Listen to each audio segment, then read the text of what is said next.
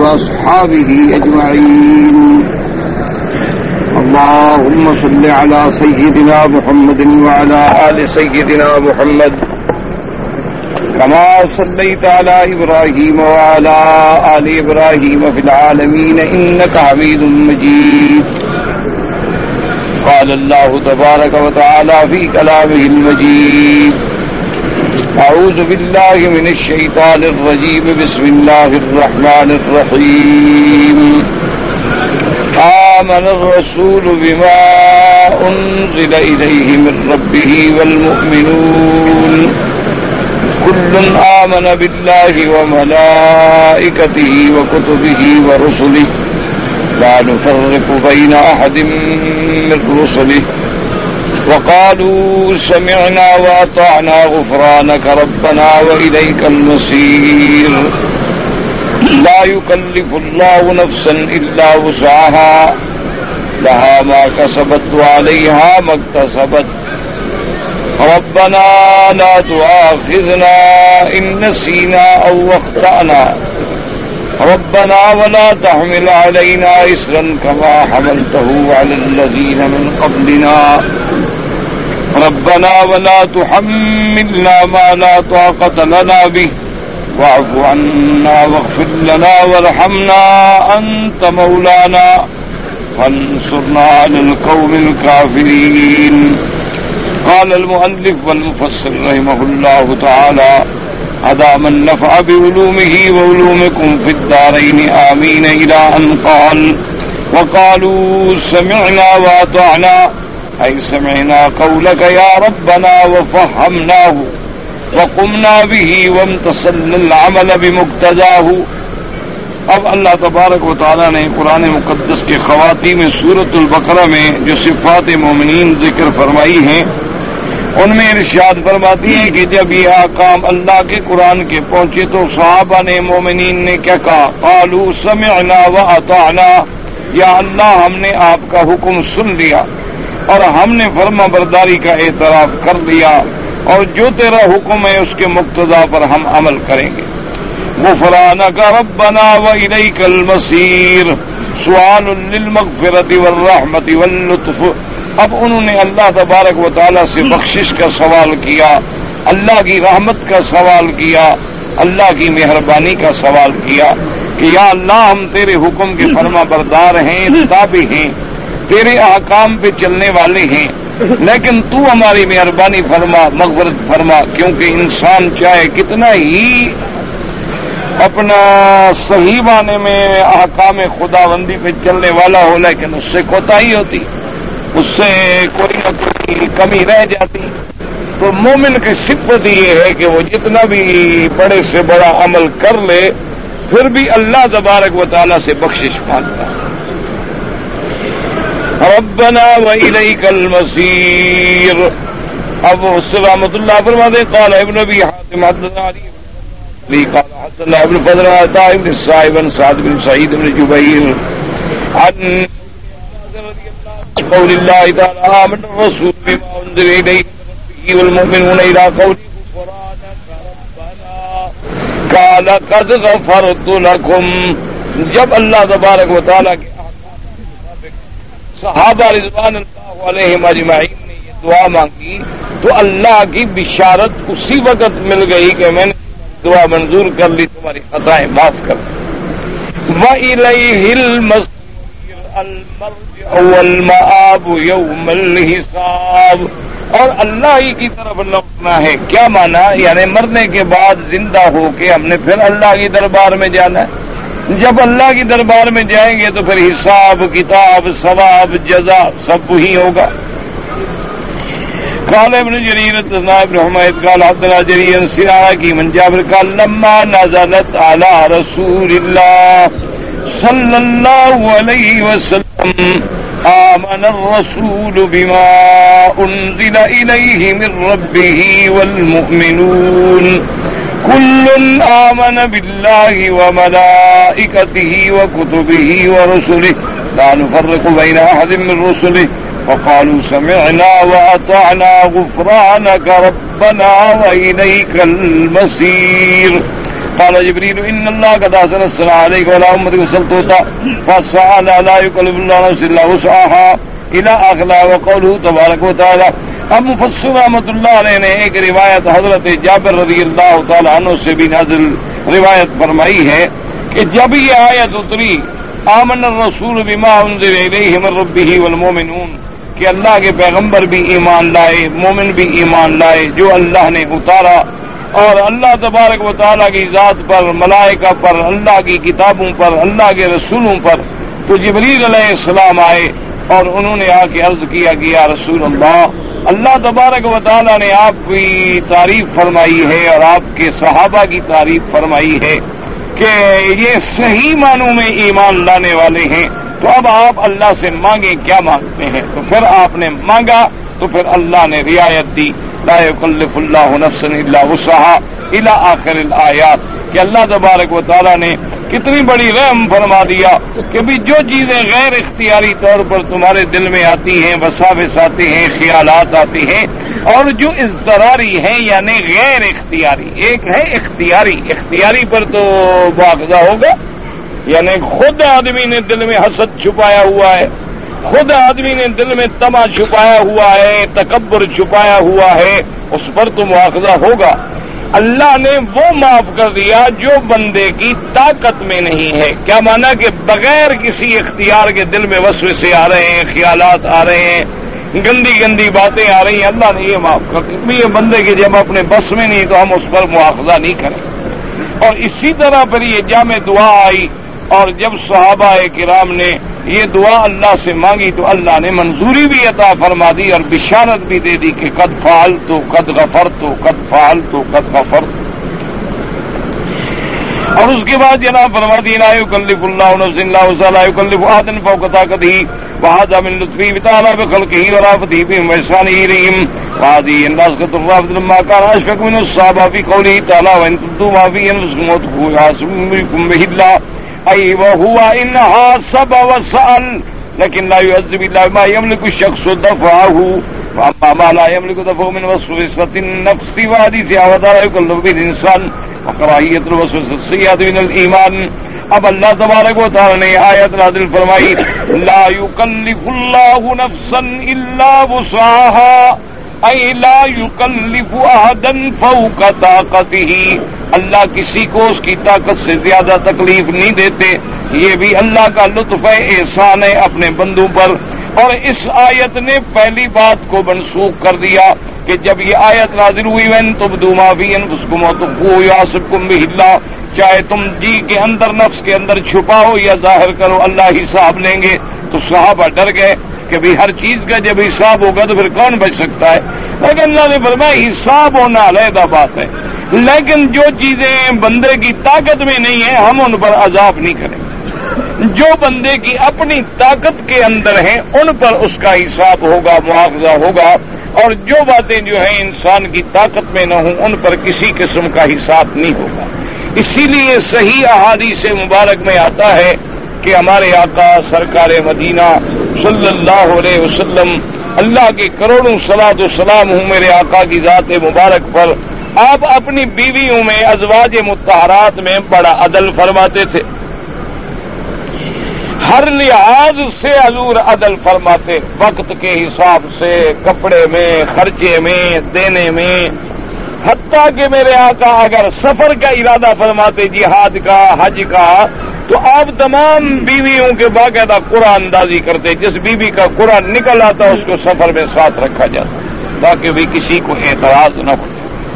اچھا، اور یہ بھی کمال کی بات ہے کہ حضور کے ذمے نہیں تھا یہ، یعنی جیسے ہر مسلمان کے ذمے اگر 4 بیوی آئیں، 2 بیوی آئیں، 3 بیوی آئیں، عدل ضروری ہے، اللہ کے نبی کے ذمے یہ بات نہیں تھی، اللہ نے آپ کو معاف کیا تھا کیونکہ آپ کی ذمہ داریاں اتنی بڑی تھی، آپ کے اوپر منصب رسالت کے اتنے عظیم بوجھ تھے کہ ان چھوٹی چھوٹی چیزوں سے اللہ نے حضور کو رعایت عطا فرمائی، لیکن رعایت کے باوجود حضور عدل فرماتے تھے۔ یہ تو پھر کمال عدل تھا حضور صلی اللہ علیہ وسلم کا کہ اللہ کی طرف سے بھی معافی ہے لیکن حضور پھر بھی عدل فرماتے۔ اور عدل فرمانے کے بعد بھی یہ کہتے کہ اللہم انی اعدل فیما املک، یا اللہ میں ان باتوں میں عدل کر رہا ہوں جن میں میری طاقت ہے، جو چیز میری طاقت میں نہیں ہے اس میں تو میں عدل نہیں کر سکتا۔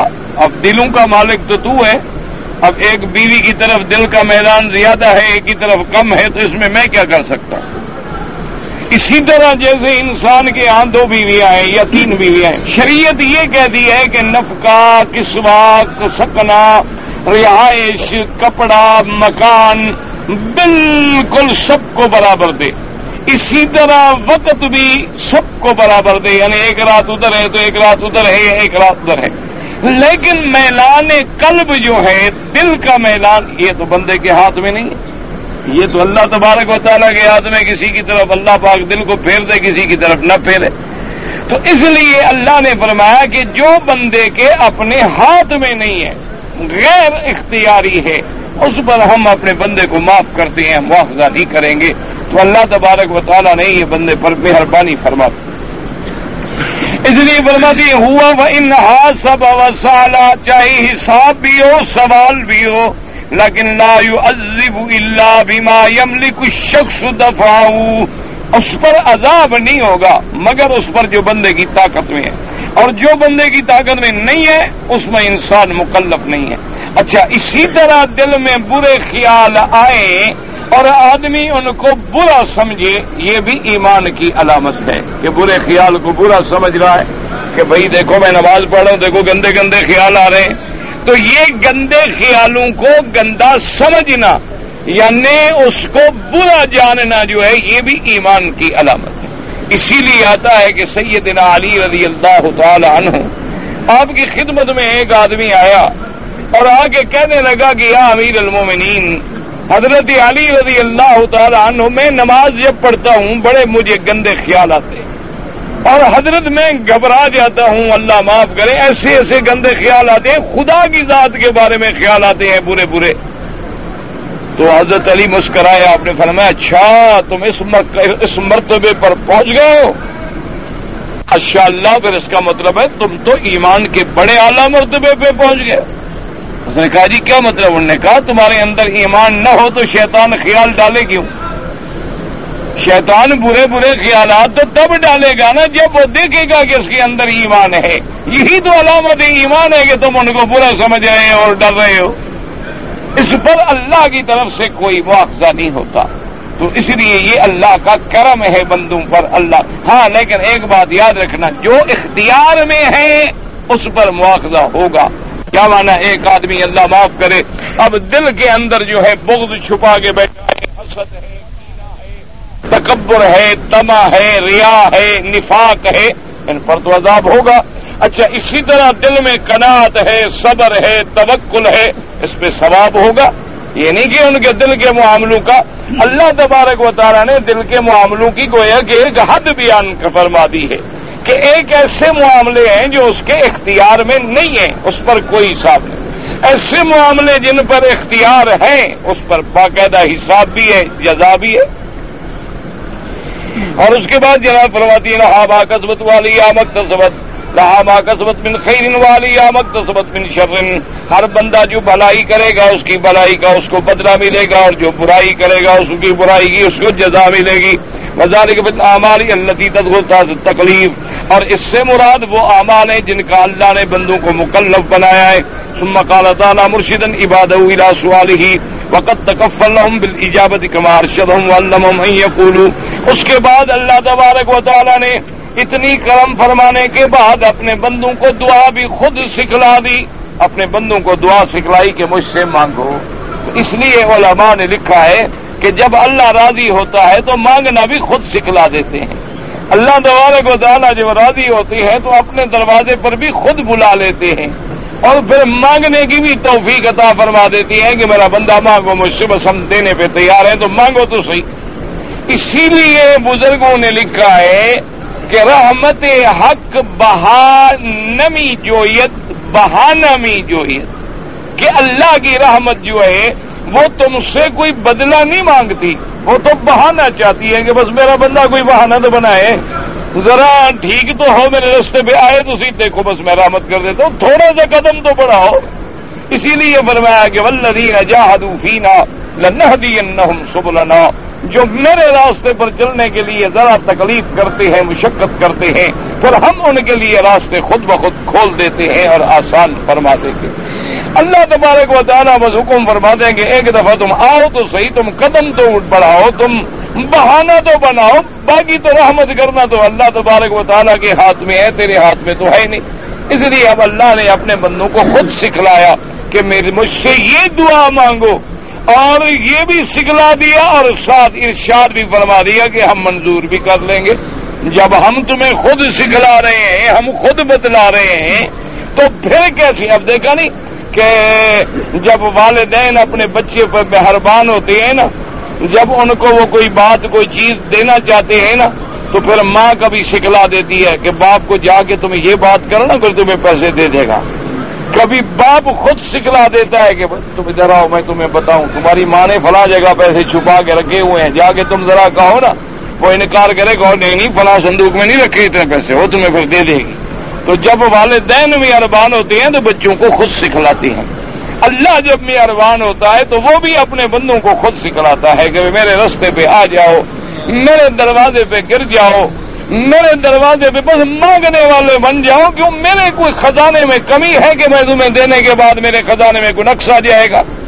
اسی لیے لکھا ہے نا، اللہ کے ایک ولی تھے، بہت بڑے اللہ کے بزرگ گزرے ہیں، اللہ ان کی قبر پہ کروڑوں رحمتیں فرمائے۔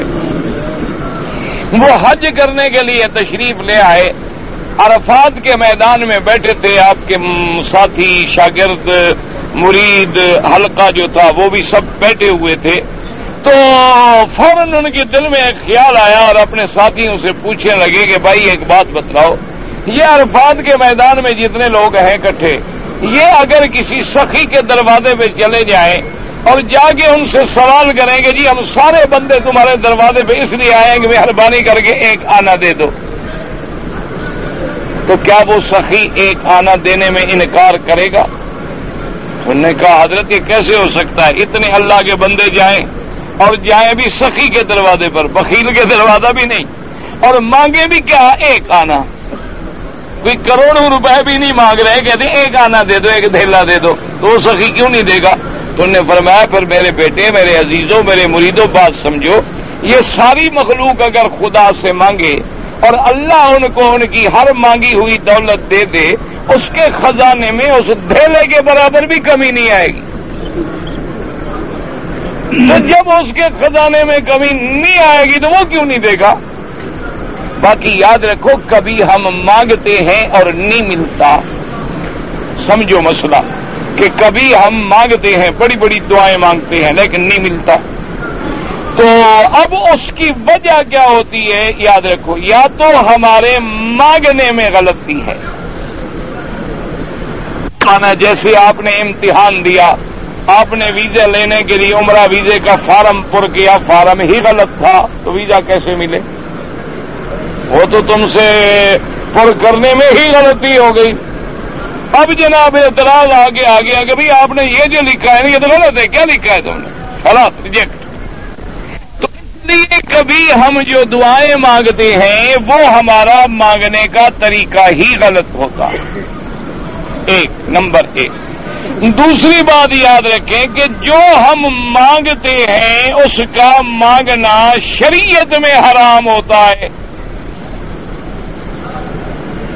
اب شرعاً جو حرام چیز ہے تو وہ اللہ ہمیں کیوں دے؟ ہم تو گناہ کر رہے ہیں مانگ کر، سمجھ آ رہی ہے نا؟ جیسا آدمی دعا مانگے کہ یا اللہ مہربانی کر آج میں جا کے جوا کھیلوں گا اور جیت جاؤں اور مجھے 10 لاکھ جوئے میں مل جائے، تو مانگی ہم حرام رہے ہیں، جوا تو کھیلنا ہی حرام ہے۔ اسی طرح اب ہر آدمی کہے کہ یا اللہ میں بھی ایسا بن جاؤں جیسے بادشاہ ہے، اب ہر آدمی تو بادشاہ نہیں بنتا، اس کی دعا ہی غیر معقول ہے، اس لیے منظور نہیں ہوتی۔ اچھا کبھی اس لیے منظور نہیں ہوتی کہ دعا جو ہے وہ قطعیت رحم کے بارے میں ہوتی ہے، کہ اللہ تبارک و تعالیٰ نے حکم دیا کہ صلہ رحمی کرو، رشتہ داروں سے جوڑو، اور تم دعا مانگ رہے ہو کہ اللہ میاں میرا چاچا میرا فلاں جو ہے نا میرا بڑا دشمن ہے اس کو ہلاک کر دے برباد کر دے بس تباہ کر دے فرماتے بدبخت میں جوڑنے کا حکم دیتا ہوں تو توڑنے کی دعائیں کر رہا ہے. اس لیے دعا منظور نہیں ہوتی یاد رکھیں. اور چوتھی چیز یہ ہوتی ہے کبھی نہ مانگنے دعا منظور نہ ہونے کا جو بڑا سبب ہے وہ ہے حرام کھانا، کہ ہم نے کھانا حرام کا کھایا ہوا ہے، رزق حرام کا ہے، لباس حرام کا ہے، کپڑے ہمارے حرام سے ہیں، رات دن اٹھنا بیٹھنا ہمارا حرام کے پیسے میں ہے، ربا ہے، سود ہے، جوا ہے، رشوت ہے، دھوکہ ہے، غریبوں کا مال ہے. تو جب آدمی حرام کھا کے دعا مانگے وہ دعا بھی منظور نہیں ہوتی. حضور نے فرمایا مأکلو کا حرام و ملبسو کا حرام، کہ جب تیرا کھانا حرام کا ہوگا تیرا پہننا حرام کا ہوگا تو بڑی لمبی لمبی دعائیں کرے گا، انا یستجاب لکم، کہاں سے اجابت آئے گی. یہی وجہ ہے یاد رکھیں کہ 20 لاکھ آدمی رمضان المبارک میں ختم قرآن کی رات میں اللہ کے حرمین میں کھڑے ہو کے دعا مانگتا ہے لیکن نہیں منظور ہوتی. کیوں؟ 20 لاکھ آدمی کھڑا ہے. اور پھر رمضان المبارک کا مہینہ ہے، لیلۃ القدر کی راتیں ہیں، ختم قرآن ہے، اور پھر امام بیچارے دعاؤں میں اتنی جد و جہد کر رہے ہیں کہ گھنٹہ گھنٹہ کھڑے کھڑے خدا کے آگے مانگ رہے ہیں، رو رہے ہیں، لوگ رو رہے ہیں. یعنی ایک عجیب سما بندہ ہوتا ہے. لیکن آج تک ہمیں کافروں پہ فتح نہیں ہوئی، اسی طرح ہم کافروں کے محتاج ہیں. اسی طرح جناب ہر جگہ مسلمانوں پہ ظلم ہو رہا ہے. کشمیر پہ نظر ڈالو تو ہم پر ظلم ہے، بوسنیا پہ نظر ڈالو تو ہم پہ ظلم ہے. جس ملک پہ نظر ڈالے مسلمانوں کے بچوں کو کاٹا جا رہا ہے، قتل کیا جا رہا ہے، تہ تیگ کیا جا رہا ہے، عصمتیں لٹ رہی ہیں. آج میں اخبار میں پڑھ رہا تھا کہ 7 سال کی بچی کے ساتھ بدفعلی کی گئی اور پھر قتل کر کے مار کے پھینک دیا. اندازہ تو اس کی وجہ کیا ہوتی ہے؟ کبھی غور کریں، سوچیں سمجھیں. اس کی وجہ جو ہے نا جی، ہمیشہ یاد رکھو ایک اصول ہوتا ہے کہ اگر ایک من دودھ خالص رکھ دیں اور اس میں ایک قطرہ پیشاب کا ڈال دیں، کیا خیال ہے آپ کا سارا حلال ہو جائے گا حرام ہو جائے گا؟ تو کبھی کبھی یہ ہوتا ہے کہ 20 لاکھ میں میرے جیسے جو پلید اور بد کردار کھڑے ہوتے ہیں، میری نحوست غالب آ جاتی ہے، تم نیکوں کی بات بھی نہیں سنی جاتی. کبھی ایسا ہو جاتا. اس لیے ورنہ دعا بندہ مانگے اللہ کبھی خالی نہیں کرتا. اس لیے حکم ہے کہ بس مانگتے رہو. اچھا کبھی دعا منظور کیوں نہیں ہوتی؟ کہ حدیث مبارک میں آتا ہے بندہ کہتا ہے کہ جی اتنا عرصہ ہو گیا ہے مجھے مانگتے مانگتے مانگتے پتہ نہیں مجھے تو ابھی نہیں ملی. جب بندہ مایوس ہو جاتا ہے اللہ کہتا ہے مجھے کیا ضرورت ہے، دفع ہو جاؤ، میری مرضی. ایک بادشاہ کے دروازے پہ درخواست دیتے ہو 5 سال 10 سال وہاں سے منظوری نہیں ہوتی، پھر بھی لگے رہتے ہو. اور جو ساری کائنات کا بادشاہ ہے وہ تمہارا محتاج ہے کہ تم زبان سے لفظ نکالو بس وہ منظور کر لے. اس کی بھی مرضی ہے، جب چاہیں گے منظور فرمائیں گے، وہ بھی مالک ہے. تو اس لیے اب دعا کبھی خالی نہیں جاتی. اچھا اور کبھی یہ ہوتا ہے ہم نے دعا مانگی کہ اللہ میاں اولاد عطا فرما دے، اولاد عطا فرما دے، اولاد نہیں ملی، لیکن جو ہم پر مصیبت آنے والی تھی اس دعا کی وجہ سے اللہ نے اس کو ٹال دیا. اچھا اس کا ہمیں پتہ نہیں ہوتا، ہم کہتے ہیں دعا منظور نہیں ہوئی. اچھا کبھی یہ ہوتا ہے کہ اللہ فرماتے ہیں ملائکہ میرے بندے کی دعا کو رکھ دو، اس کی دعا میں قیامت والے دن منظور کروں گا، اس دن اس کو بدلہ دوں گا.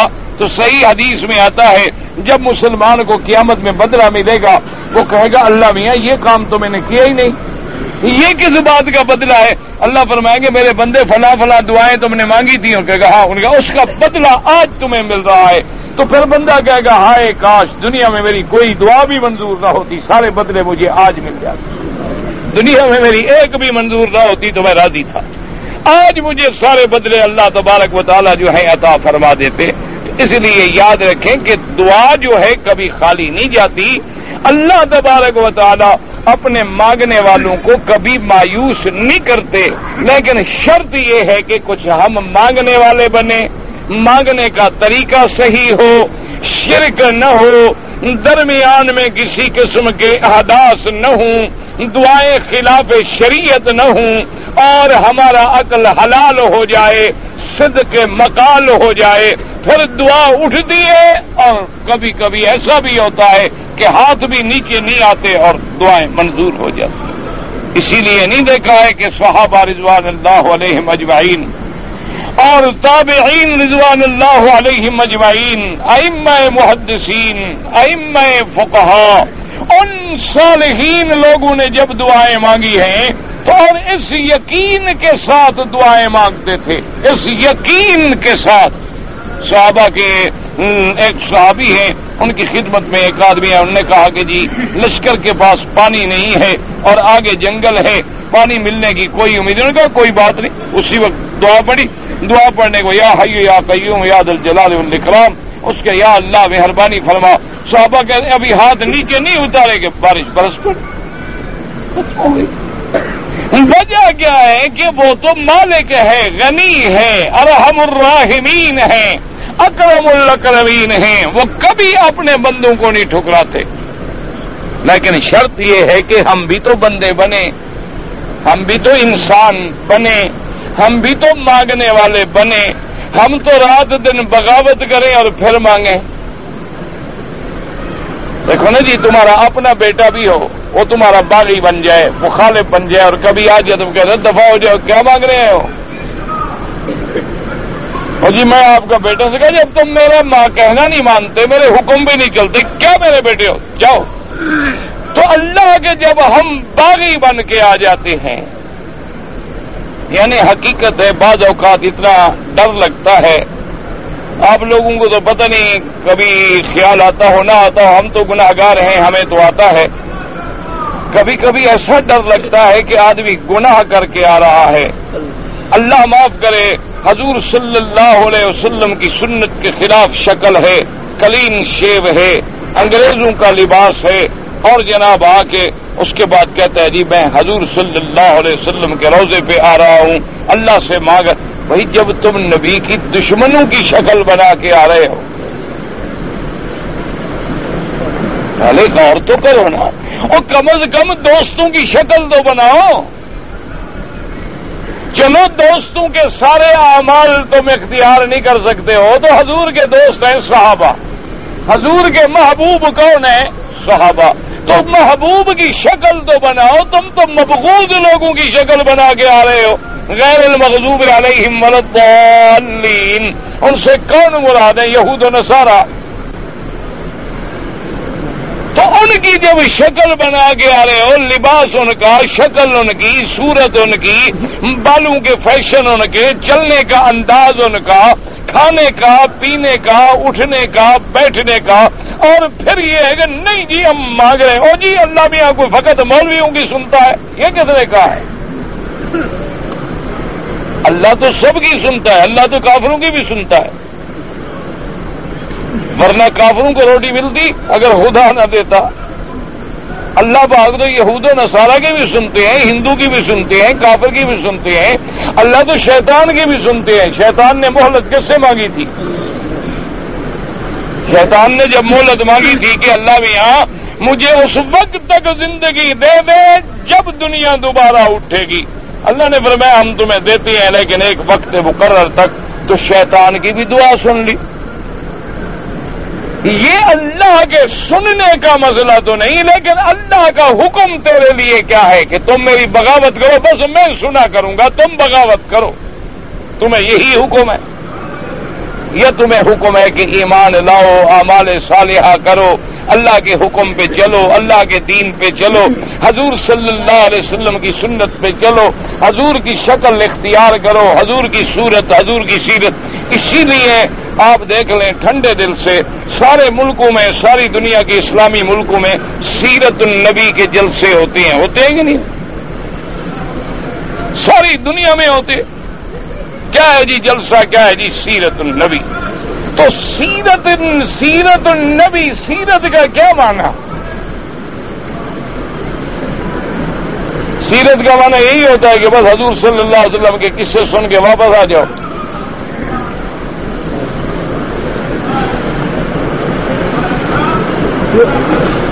سیرت النبی کا معنی یہ ہوتا ہے کہ ان جلسوں میں حضور کی زندگی, حضور کا عمل, حضور کے افعال, حضور کا کردار, حضور کا اٹھنا بیٹھنا سونا چلنا پھرنا جہاد, آپ کی عبادات معاملات سب سامنے رکھے جائیں گے تاکہ مسلمان اسی سیرت پہ اسی نقش قدم پہ چلے.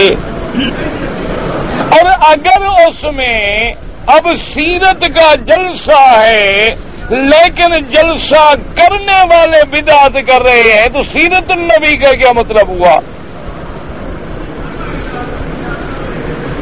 ٹھنڈے دل سے سوچیں, ناراض ہونے کی بات نہیں.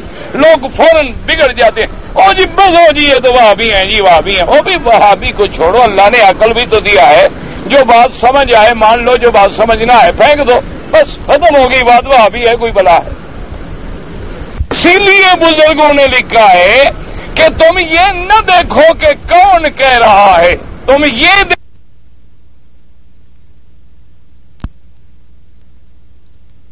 اس پر جناب لائٹیں لگ رہی ہیں, بینر لگ رہے ہیں, اور جلسے کے اندر نعرے جو لگ رہے ہیں, جلسے میں جو قیام مولد صلاۃ سلام ہو رہے ہیں وہ ساری سیرت رسول کے خلاف ہے. تو جلسہ کہتے ہوا سیرت النبی کا.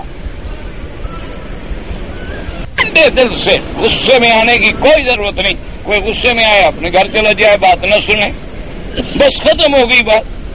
کوئی ہمارے ذمہ یہ تو نہیں ہے کہ ہم سارے جہان کو بنوا لیں گے. اگر ایسا ہوتا تو مکے والے تو سارے مسلمان ہو جاتے. انہوں نے اللہ کے نبی کی نہیں مانی تو ہم تو ٹکے کے لوگ کیا ان کے خادموں کے, ان کے دروازے کے جانوروں کے پاؤں کے برابر بھی نہیں ہو سکتے. ہماری کون مان لے گا؟ اگر ماننے والی بات ہوتی تو میرے مدنی سرکار کی کم از کم مکے والے تو سارے مان لیتے نا. مانتا تو وہی ہے جس کو میرے اللہ نے ہدایت دینی ہے. وہ مولوی کے بس میں نہیں ہے, نہ مقرر کے بس میں ہے, نہ واعظ کے بس میں ہے, نہ مرشد کے بس میں ہے, نہ خطیب کے بس میں ہے, نہ کسی پیر کے بس میں ہے. وہ تو ہدایت اس کی طرف. لیکن ٹھنڈے دل سے ہم نے جلسہ لکھا معراج النبی کانفرنس, ٹھیک ہے. اب جو سٹیج سیکٹری ہے بے نماز, اور صاحب صدر جلسہ بنا بیٹھا ہے بے نماز, مہمان خصوصی جو ہے بے نماز. جلسے کو رنگ لانے کے لیے اگر کسی وزیر مشیر درباری کو دعوت دے تو سبحان اللہ, تو وہ بے نماز اور نعوذ باللہ یعنی جن کی زندگی فسق و فجور میں گزرتی ہے. وہ صدارت کس جلسے کی کر رہا ہے؟ معراج محمد کی صلی اللہ علیہ وسلم.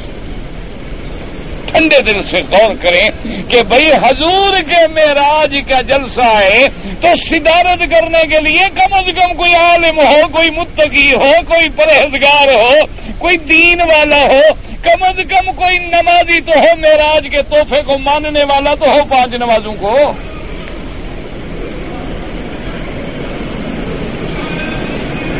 تو اس لیے پھر اس معراج کے جلسے کا کیا ہوگا؟ وہ تو بس ایک تماشا ہے. مولوی آیا, تقریر کی, لوگوں نے واہ واہ کی, اٹھ کے چلے گئے. نہ مولوی نماز پڑھے گا نہ سننے والے پڑھیں.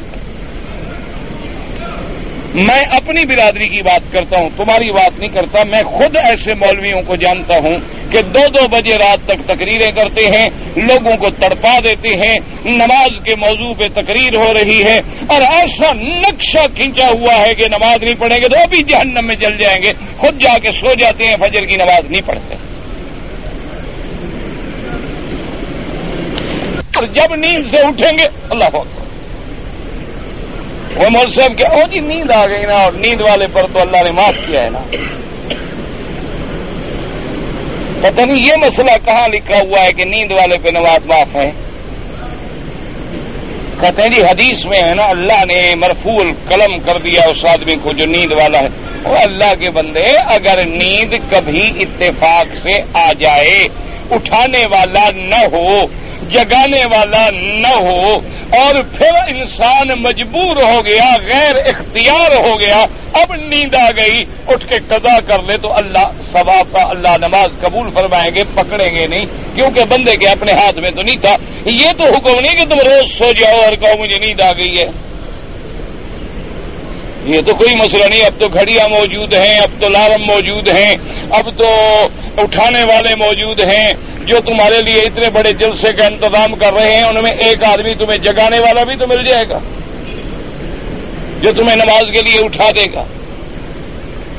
اچھا, ایسے جلسے کا کیا فائدہ جو نماز کو ضائع کر دے؟ ایمان سے کہو, اس جلسے کا کوئی فائدہ ہے کہ رات کو تم 2 بجے, 2:30 بجے, 3 بجے, 4 بجے تک جلسہ جلسہ جلسہ ہو رہا ہے. جیسے یہاں دیکھتے ہیں, آپ دیکھ لینا, اس رمضان میں اللہ نے نصیب کیا کہ 27 کی رات کو مسلمانوں نے عمرہ ضرور کرنا ہے, چاہے مر جائیں, رش میں مر جائیں, گھسٹ جائیں, بچے چیخ رہے ہوں گے, عورتیں بیچاری پس رہی ہوں گی.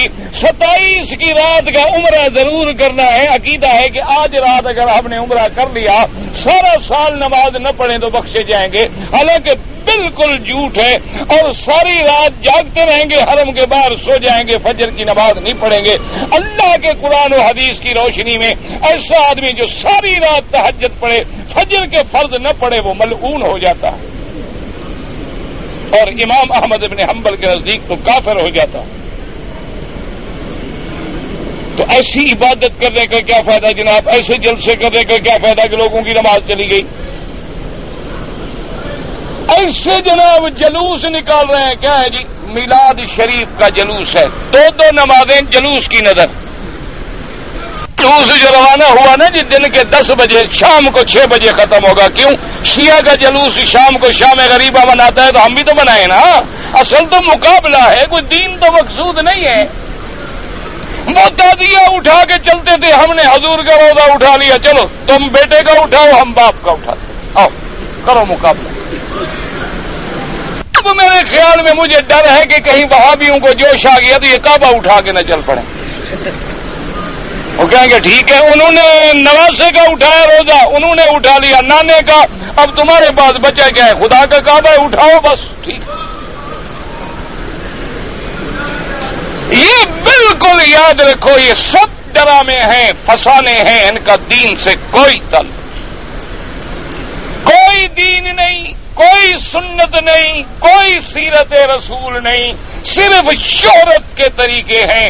کسی کو تعزیے کے ذریعے شہرت مل رہی ہے, کسی کو ماتم کے ذریعے شہرت کی ضرورت ہے, کسی کو قبروں کے ذریعے شہرت کی ضرورت ہے, کسی کو مولد کے ذریعے شہرت کی ضرورت ہے, کسی کو جناب نعروں کے ذریعے شہرت کی ضرورت ہے, کسی لیڈر کو غریبوں کی بھوک کی وجہ سے ساری رات چین نہیں آتا کہ میرے ملک کا غریب, میرے ملک کا غریب, اور رات کو وسکی پی کے سو جاتا ہے بدبخت.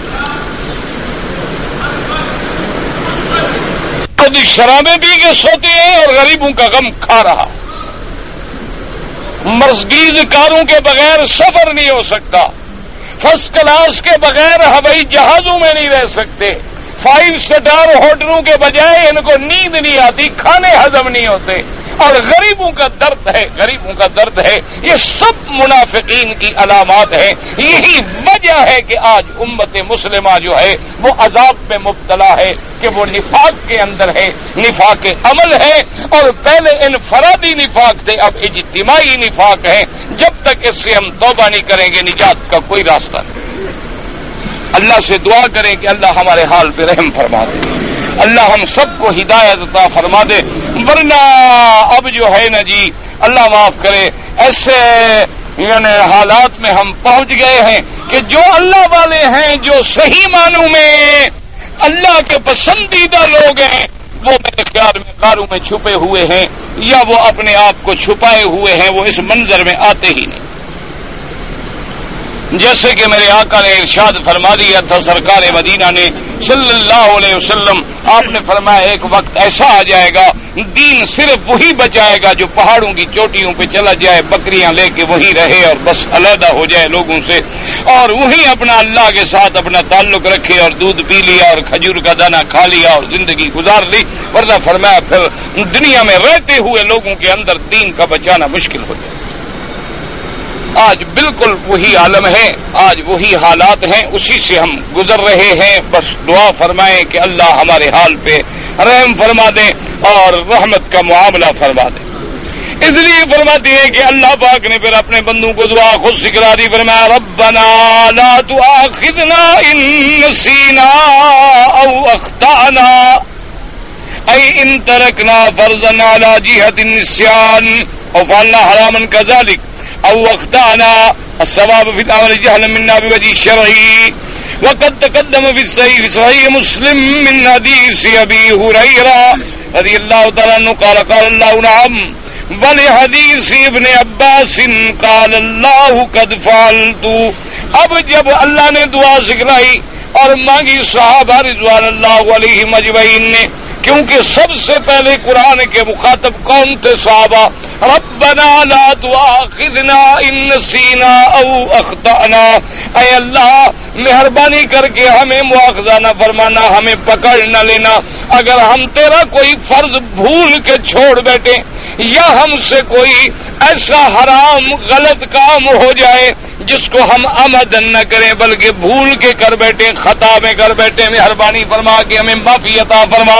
حدیث ابن عباس میں آتا ہے اور حدیث عبداللہ ابن عمر میں آتا ہے کہ جب صحابہ نے مومنین نے یہ دعا مانگی اللہ نے جبریل کو بھیجا، اللہ نے فرمایا کہ جا کے میرے مدنی پاک سے کہہ دو قد فعلت، میں نے دعا قبول فرما لی، میں نے دعا جو ہے قبول فرما لی کہ اگر تیرے بندے غیر اختیاری طور پر یا خطا کے طور پر یا نسیان کے طور پر ان سے کوئی غلطی ہو جائے تو پھر ان کو میں معاف کرنے کے لیے تیار ہوں اور ان کے گناہ بخشنے کے لیے تیار ہوں، لیکن یاد رکھو خطا یہ ہوتی ہے کہ کبھی کوئی بات بغیر ارادے کے ہو جائے، یا جیسے نیند کا مسئلہ تھا وہ بھی اسی طرح ہے کہ جیسے میرے آقا نے سرکار مدینہ صلی اللہ علیہ وسلم آپ سفر میں تشریف لائے، آپ نے حضرت بلال کو فرمایا کہ بلال تم جاگتے رہو، قافلہ تھکا ہوا ہے، ہم سو جاتے ہیں، کہیں ایسا نہ ہو کہ صبح کی نماز چلی جائے، تم صبح کی اذان دو گے تو سب ہم بیدار ہو جائیں گے۔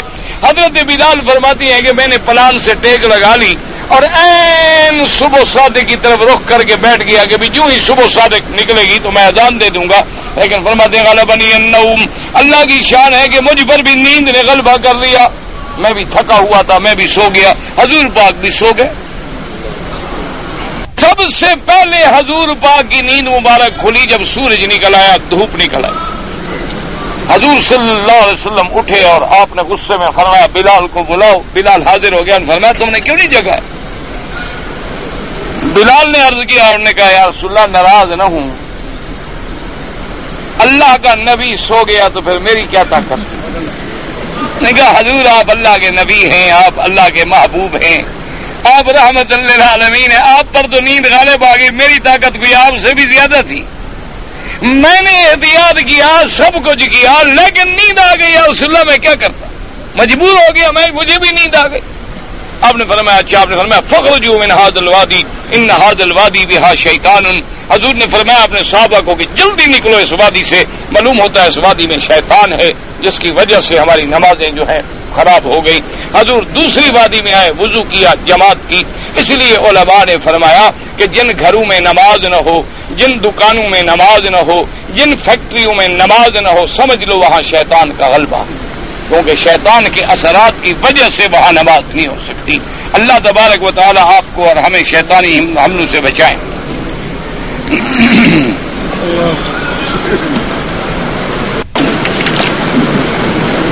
اچھا ماشاء اللہ جی، وہ کہتے ہیں جی کہ حمل ہو فصال ہو 30 شہرن میں 6 مہینے تو ہوئی مدت حمل، تو باقی تو 2 سال بچے۔ ماشاء اللہ ٹھیک ہے، بڑی اچھی طرح سمجھ لیا بھائی آپ نے آئے۔ اچھا اور وہ بھی آپ نے سمجھ لیا کہ مدت رضا کیا ہے، حولین کاملین، کتنا؟ 2 سال۔ اچھا 10 مہینے ہوں حمل کے 2 سال ہوں اپنا دودھ چھڑانے کی، کتنے بن گئے؟ سوچو بھائی 9 مہینے لگا لیتے ہیں، 10 مہینے بھی نہ لگاؤ۔ عام حمل عورت کا 9 مہینے مکمل ہو کے 10ویں مہینے میں داخل ہوتی ہے تو بچہ پیدا ہوتا ہے، ٹھیک ہے؟ اچھا اب ہم نے 9 مہینے لگائے، 10 نہ لگاؤ، 9 اور 24 کتنے بنیں گے؟ بھائی حساب نہیں آتا آپ کو؟ 33 بنیں گے نا۔ تو 30 شہرن پھر کیسے بنائیں؟ 30 مہینے کیسے بنائیں ہم؟ اس کو جب سمجھ لو گے تو امام ابو حنیفہ پر پھر تمہارا غصہ اتر جائے۔ یہ ذرا گھر بیٹھ کے حساب کرو کہ 9 مہینے ہو گیا حمل، 2 سال ہو گئے دودھ کے، 24 اور 9 ہوتے ہیں 33۔ قرآن کہتے ہیں حملہ و فصالہ 30 شہرا، تو ہم 30 کیسے بنائیں؟ ہوتے یہ تو گھر میں کرنا نا حساب۔ جس نے اعتراض کیا تو گھر میں حساب کرے نا۔ مجھے تم 33 کے بجائے 30 بنا کے دکھا دو، پھر میں سمجھ جاؤں گا کہ تم نے امام ابو حنیفہ کی بات سمجھ لی، ورنہ اعتراض نہ کرو۔ انا للہ و انا الیہ راجعون۔ اچھا رفع یدین بنیادی مسئلہ ہے توحید کی طرح، ماشاءاللہ، یعنی جو رفع یدین نہیں کرے گا وہ کافر ہو گیا، یہ بھی بنیادی مسئلوں میں، ماشاءاللہ۔ تو مستحبات ہیں اللہ کے بندے، عقل کی بات کرو۔ رفع یدین اور آمین بالجہر بھی ماشاءاللہ بنیادی مسائل میں ہیں، یعنی توحید، رسالت، قیامت کے مطابق بنیادی مسائل، ماشاءاللہ۔ انا للہ و انا، اور یہ علم ہے اعتراض امام ابو حنیفہ پر، جس کو یہ بھی پتہ نہیں کہ بنیادی مسئلے کون سے ہیں اور فروعی مسائل کون سے۔ اللہ ہمیں بڑوں کا ادب سکھا، بس دعا مانگو اللہ ہمیں علماء کا بھی ادب دے، اولیاء کا بھی ادب دے، صحابہ اہل بیت کا بھی ادب دے، ائمہ کا بھی ادب دے۔ اللہ ہمیں بے ادب نہ بنائے، بس دعا یہ کرو بے ادب محروم شد از فضل رب، جو بے ادب بنے گا علم سے محروم ہو جائے گا۔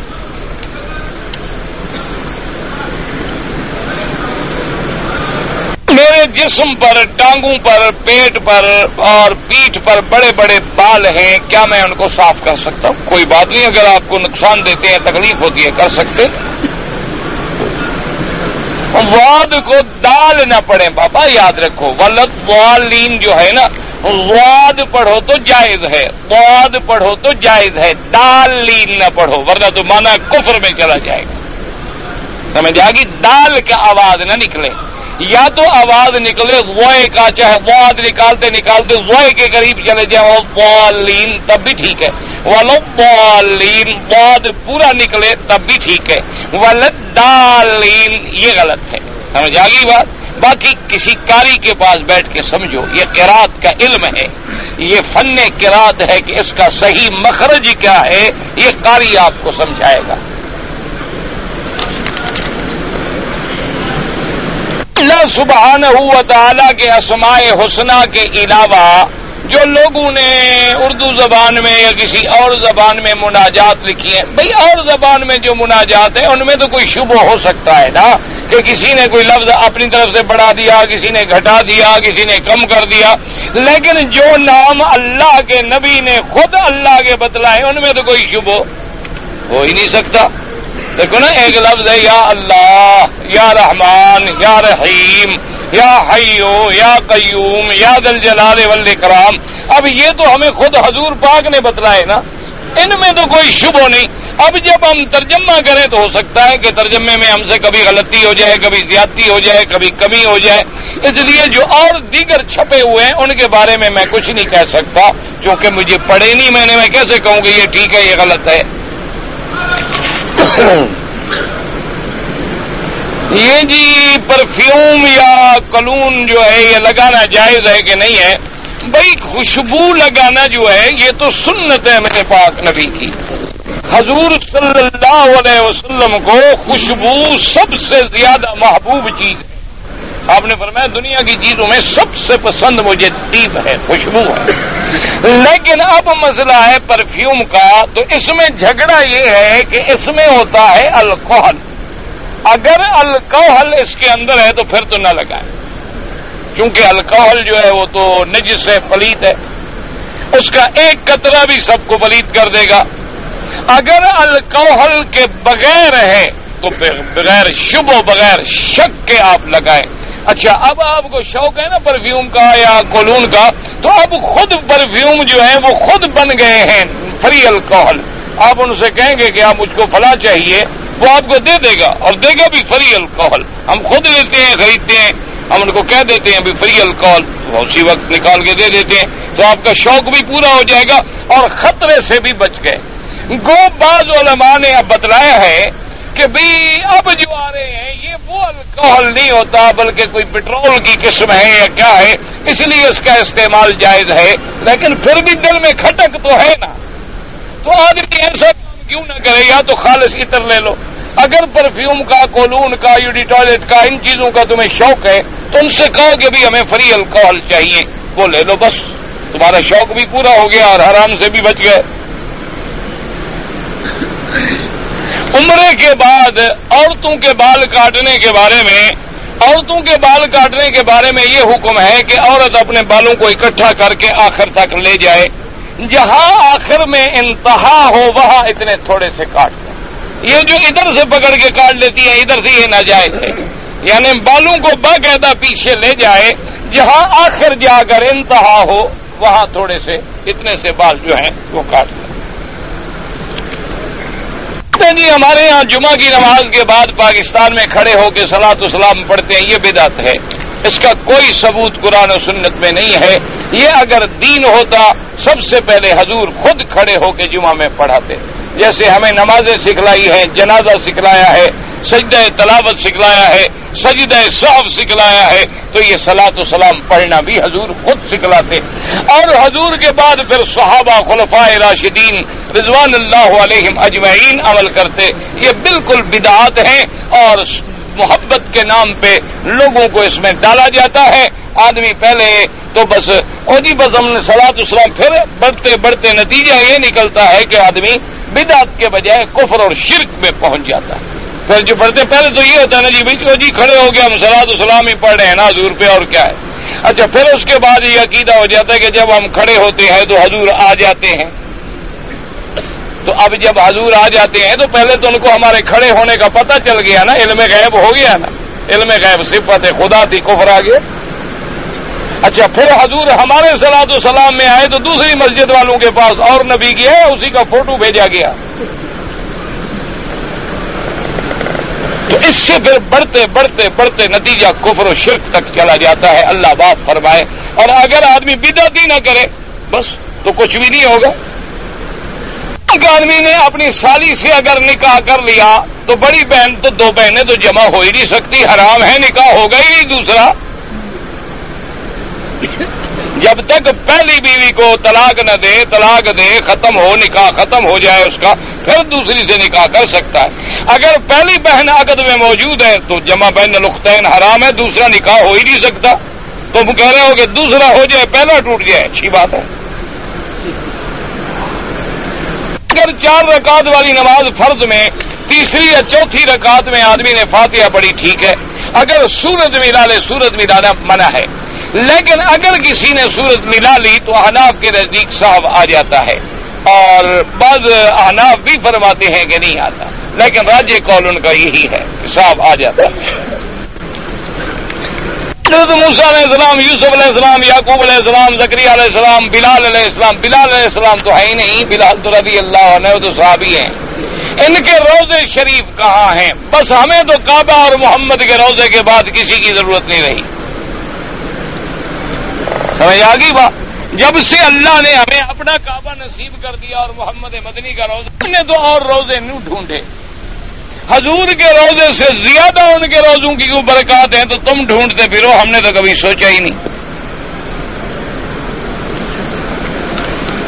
اور نہ کسی کتاب میں ہے کہ میں تمہیں ڈھونڈ کے بتلا دوں، تم خود کوئی جغرافیہ وغیرہ دیکھ کے تلاش کر، ورنہ کسی حدیث میں نہیں ہے، کسی کتاب میں نہیں۔ پاکستان میں حضرت تاج محمد مروٹی رحمت اللہ علیہ کا کس جماعت سے تعلق تھا؟ وہ اللہ کے ولی تھے، بزرگ تھے، اور علماء دیوبند سے ان کا تعلق تھا. اللہ ان کی قبر پہ رحمتیں فرمائے. بے نماز آدمی اگر مر جائے تو مسلمانوں کے قبرستان میں دفن کریں. امام احمد بن حنبل فرماتے ہیں لا یصلی علیہ، اس پر جنازہ بھی نہ پڑھو، ولا یدفن فی مقابر المسلمین، اس کو مسلمانوں کے قبرستان میں دفن بھی نہ کرو. لیکن باقی تینوں اماموں کے نزدیک مسلمانوں کے قبرستان میں دفن کرنا جائز ہے. لیکن دعا کرو اللہ کسی کو بے نماز نہ بنائے. دعا کرو جتنے ہمارے مسلمان ہیں اللہ سب کو نمازی بنائے، اللہ ان کے گھروں کو نمازی بنائے، ان کے بچوں کو نمازی بنائے، اور صحیح معنی میں نماز نصیب کرے. کہتے ہیں جی بریلوی صحیح ہیں یا دیوبندی صحیح ہیں؟ بالکل آسان بات ہے، دونوں کے عمل کو دیکھ لو. جن کا عمل حضور کی سنت پہ چلے وہ صحیح ہے، جس کا نہ چلے وہ غلط ہے. بریلی تو ایک جگہ کا نام ہے، دیوبند بھی ایک جگہ کا نام ہے. دیکھنا یہ ہے کہ بچے کی پیدائش سے لے کر موت تک شادی ہے، عقیقہ ہے، نماز ہے، روزہ ہے، حج ہے، زکوٰۃ ہے، خوشی ہے، غمی ہے، اس میں عمل دیکھتے جاؤ. جن کا عمل سنت کے مطابق ملے وہ صحیح ہے، جن کا بدعت کے مطابق ملے وہ غلط ہے. ایک موٹی سی بات، تم دیکھنا چاہو تم بھی دیکھ سکتے ہو. وہی بے نمازی کے ساتھ روٹی شوٹی نہ کھائیں، روٹی تو کافر کے ساتھ کھانا بھی جائز ہے. قضا نماز کب پڑھیں؟ جب یاد آ جائیں. طالبان جو ہیں وہ دیوبندی ہیں یا ویسے اکثر علماء دیوبند کے شاگرد ہیں. آج کل جن طالبان کا ذکر آ رہا ہے اکثر جو ہے وہ، چونکہ یہ جہاد اللہ نے دیا ہی حق والوں کو ہے. حلوے والے بھی کبھی جہاد کرتے ہیں؟ کوئی عقل کرو بابا. وہ ہمارے ملتان کے ایک نواب صاحب تھے، ان کے مدرسے میں اتفاق یہ تھا کہ وہ خود تو ایک بہت بڑے بریلوی بزرگ تھے، ان سے بیعت تھے، اور مدرسہ بنایا تھا دین کا. تھے بڑے نواب قسم کے آدمی. مدرسہ دین کا بنایا تو اس میں مدرس جو تھے وہ سارے دیوبندی بٹھا دیے. اچھا اب ان کا وہ مرشد جو آیا کسی بچے کی شادی کے نکاح کے موقع پر، تو مولویوں نے ان کو شکایت کی کہ اچھا مرید ہے نواب صاحب آپ کا، مرید آپ کا ہے، مدرسے میں سارے وہابی بیٹھے ہوئے ہیں. تو پیر صاحب نے جناب نواب صاحب کو غصہ کیا. انہوں نے کہا کہ نواب صاحب یہ کیا بات ہے، آپ مرید تو ہمارے بنتے ہیں، بیعت ہم سے کرتے ہیں، تعلق بھی ہم سے جوڑتے ہیں، اور مدرسے میں سب آپ نے وہابیوں کو بھر رکھا ہے، سب دیوبندی وہابی سارے ایسے لوگ بیٹھے ہیں جو نہ درود مانتے ہیں نہ صلاۃ سلام مانتے ہیں، یہ کیا تماشا ہے؟ تو وہ جناب نواب صاحب کھڑے ہو گئے، آخر پیر تھا ان کا، تو ہاتھ باندھ کے وہ کھڑے ہوئے. انہوں نے کہا حضرت مرشد ناراض نہ ہوں، بات یہ ہے کہ جب عرس کرانا ہو، میلاد شریف کرانا ہو، کوئی 11ویں شریف کرانی ہو تو میں آپ کو بلاتا ہوں. یہ حدیث قرآن آپ کو نہیں آتا تو میں کیا کروں؟ میں نے کہا حضرت ناراض نہ ہوں، آپ میرے مرشد ہیں، جو کام آپ کو آتے ہیں وہ سارے میں آپ سے کرواتا ہوں، لیکن اب بخاری شریف پڑھانا آپ کے کسی آدمی کو آتی نہیں تو میں کیا کروں؟ میں مجبور ہوں. آپ ایک بخاری پڑھانے والا عالم بھیج دیں، میں ان کو نکال دیتا ہوں. آپ کے لوگوں کو تو ادب یہی ہیر رانجھا ہے، لیلا مجنوں ہے، قصہ فرعاد ہے، عشق مشق ہے، اور تو کچھ باتیں ہے ہی نہیں. یہ تو مجاز سے عشق کی طرف لے جاتے ہیں، اور تو کچھ آتا واتا ہے نہیں. یا خواب سناتے ہیں رات حضور پاک ملے تھے، ان نے فرمایا تھا کہ ٹکٹ کا انتظام کرو. انا للہ و انا الیہ راجعون. دعا کرو اللہ ہدایت، دعا کرو اللہ ہمیں توحید و سنت پہ جما دے اور اسی پر موت نصیب کرے. واجب ہے، احناف کے نزدیک واجب ہے، باقی ائمہ کے نزدیک سنت ہے. حضرت سلیمان مرنے کے بعد 100 سال کھڑا ہوا تھا، بالکل یہ قرآن میں موجود ہے. ما دلہم علی موتہ الا دابۃ الارض تاکل من ساعتہ. اس میں تو 100 سال نہیں ہے، لیکن جب آپ گرے تو جنہوں نے حساب لگایا کہ دیمک نے عصا کو کتنا کھایا ہے، اور 1 سال میں دیمک لکڑی کھائے تو کتنی سینٹی میٹر کھا جاتی ہے، تو ایک کتنی ٹوٹل ہو گئی، تو اس سے انہوں نے حساب لگایا. جن بھی تو انجینئر ہوتے ہیں نا کہ 100 سال تقریباً گزر گئے، ورنہ قرآن یہی کہتا ہے ما دلہم علی موتہ الا دابۃ الارض تاکل من ساعتہ فلما خر تبینت الجن ان لو كانوا يعلمون الغیب ما لبثوا فی العذاب المہین. نے پتہ نہیں کیا ہے جی، جناب علی اصول پتہ نہیں بھائی جب حدیثی کی تم لکھنی تو اصول حدیث کیا سمجھو گے؟ خدا کے بندے اپنی حد میں رہو، بس لفظ لکھنا نہیں آتا اصول حدیث پڑے گا یہ۔ انا للہ، ایک آدمی نے اپنی جوان بہو کے ساتھ زنا کیا، انا للہ انا للہ استغفر اللہ انا للہ، بس دعا کرو اللہ اپنے عذاب سے بچائے۔ پھر وہ جھوٹی قسم کھا گیا نہیں کھا گیا خدا جانے، جب زنا کیا تو ختم ہو گیا، بس وہ بیٹے کا نکاح بھی ختم، ہر چیز ختم ہو گئی۔ باقی توبہ کرے، اللہ کے دروازے کھلے ہیں، اللہ معاف کرنے والے ہیں، توبہ کا دروازہ تو بند نہیں ہے نا جی، یہ قیامت کی نشانیاں ہیں۔ ایک بچے نے اپنی چاچی کا دودھ پی لیا، تقریباً 1 سال کی عمر تھی، اس کا رشتہ بھی نہیں ہو سکتا، تو یاد رکھو جس بچے نے دودھ پیا ہے اس کا رشتہ نہیں ہو سکتا۔ ان کے جن بھائیوں نے دودھ نہیں پیا ان کا تو ہو سکتا ہے نا، ان کا کیا تعلق ہے؟ رضا صرف اس کا ہے جس نے دودھ پیا ہے۔ مثلا ہم 2 بھائی ہیں، میں نے تو دودھ پیا لیکن میرے بھائی نے دودھ نہیں پیا، اب میرے لیے تو وہ عورت ماں بن گئی، اس کی لڑکیاں میری تو بہنیں بن گئی، میرا تو نکاح نہیں ہو سکتا۔ دوسرے بھائی کا کیا ہے؟ اس نے تو دودھ نہیں پیا۔ ہر طواف کے بعد زمزم پینا ضروری ہے؟ کوئی ضروری نہیں، اگر چاہو تو پی لو، نہ چاہو تو نہ پیو، ضروری نہیں۔ ہمارے ملک میں فکسڈ ڈپازٹ پر جو اگر مسافر امام نے سلام پھیر دیا، ہماری 2 رکعتیں باقی ہم کھڑے ہو کے پوری کریں گے، بالکل پوری کریں گے۔ بعض احناف فرماتے ہیں کہ چپ کھڑا رہے، فاتحہ کی دے، اور بعض کے نزدیک فاتحہ پڑھ کے 2 رکعتیں پوری کر لے۔ اگر کوئی آدمی اکیلے میں اپنی بیوی کو طلاق دے، گواہ کوئی نہیں، سنا بھی کسی نے نہیں، خود تو سنا ہے نا، آگے اللہ کے بندے اکیلے میں دے چاہے دوں کے ساتھ، یہ تو ایک شریعت حکم ہے کہ ایسے معاملات گواہوں کے سامنے ہونے چاہیے تاکہ جھگڑے نہ ہوں، ورنہ تو اکثر خاوند بیوی ہوتے ہیں اور کوئی ہوتا ہی نہیں، طلاق تو ہو جائے گی، طلاق کیوں نہیں ہوگی؟ جی پاکستان میں بچوں کو جماعت کے دوران پیچھے بھیج دیتے ہیں، بچے بڑے حساس ہوتے ہیں تو بڑوں کو حساس نہیں ہونا چاہیے انہیں۔ جب اللہ کے نبی نے فرمایا کہ مرد آگے ہوں بچے پیچھے ہوں، تو اس میں کیا بچوں کو سمجھاؤ کہ تمہارے پیارے نبی کا حکم ہی کہ بڑے جو ہیں، بچوں کو بھی تو بڑے کا ادب ہونا چاہیے نا کہ بڑے کو آگے کرے۔ پلاٹ پر بھی زکوٰۃ، اگر پلاٹ کمرشل ہے، بھائی اگر پلاٹ تیری رہائش کے لیے ہے تو زکوٰۃ نہیں ہے، اگر تم نے رکھا ہے کہ بیچوں گا، کماؤں گا، بڑھاؤں گا، تجارت کروں گا، پھر زکوٰۃ ہے، پھر زکوٰۃ دو گے۔ میں نماز تہجد پڑھتا ہوں، الحمدللہ آیت الکرسی پڑھتا ہوں، دوسری رکعت میں سورۃ بقرہ پڑھتا ہوں، بالکل جیسے پڑھتے ہو ٹھیک ہے، سب ٹھیک ہے۔ اکثر عورتیں جب غسل جنابت کرتی ہیں تو سر کو نہیں دھوتی ہیں، تو سر کو نہیں دھوتی تو غسل کرنے کا فائدہ نہ، سر نہ ہو تو بندہ ہوتا ہے۔